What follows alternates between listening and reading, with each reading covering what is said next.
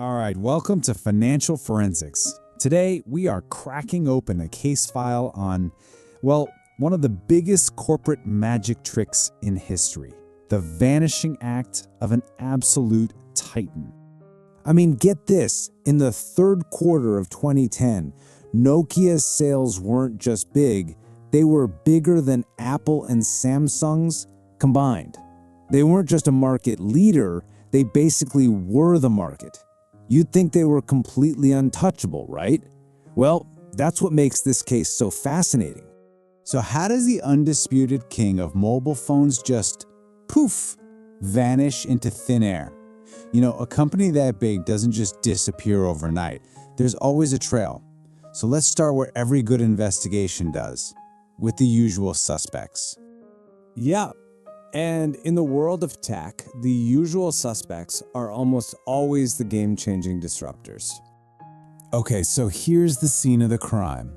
On one side, you've got Nokia's Symbian OS. It was familiar, sure, but let's be honest, it was getting old. On the other side, you have these two new heavyweights, Apple's iOS and Google's Android. And here's the key. They weren't just selling phones, they were selling entire ecosystems.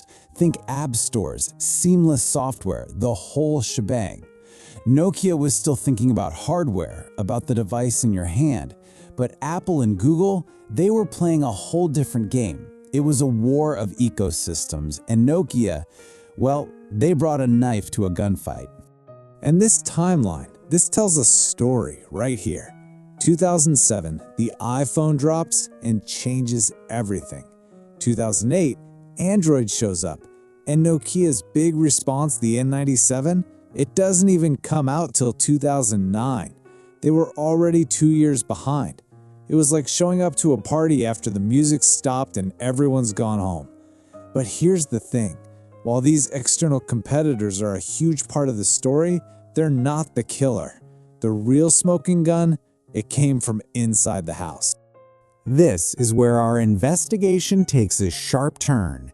It all centers around a single explosive internal memo that laid the crisis bare for everyone to see. The new CEO, Stephen Elop, who, by the way, came from Microsoft, remember that, sent out this memo in February 2011 that became legendary.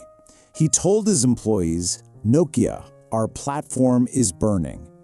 He painted this picture of a guy on a burning oil rig. He could stay and get fried, or he could jump into the icy dark ocean. What a choice, right? But the message was crystal clear. We are in deep, deep trouble, and we have to do something drastic right now.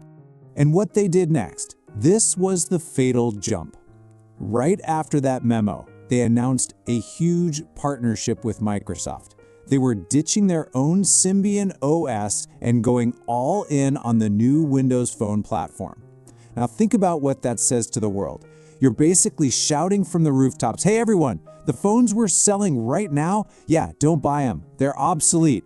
Wait for the new, better ones. The problem? Those new phones wouldn't be out for another 9 months. It was an incredible self-inflicted wound.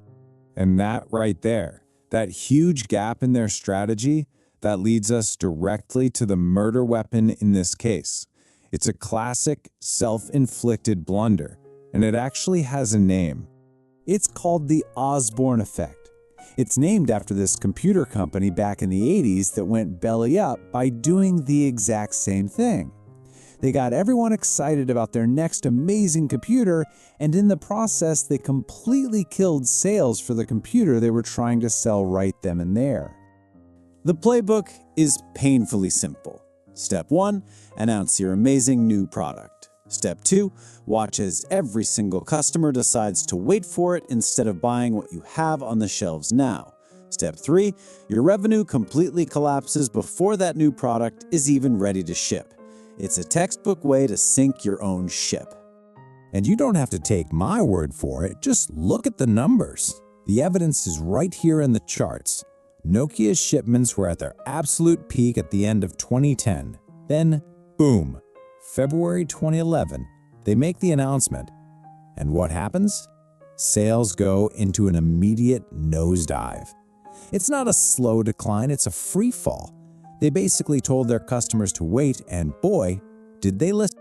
So with the cause of death clearly identified, it's time to read the final verdict and look at the fallout for this fallen giant. The aftermath was just brutal. Sales completely evaporated. Their debt rating was downgraded to junk status.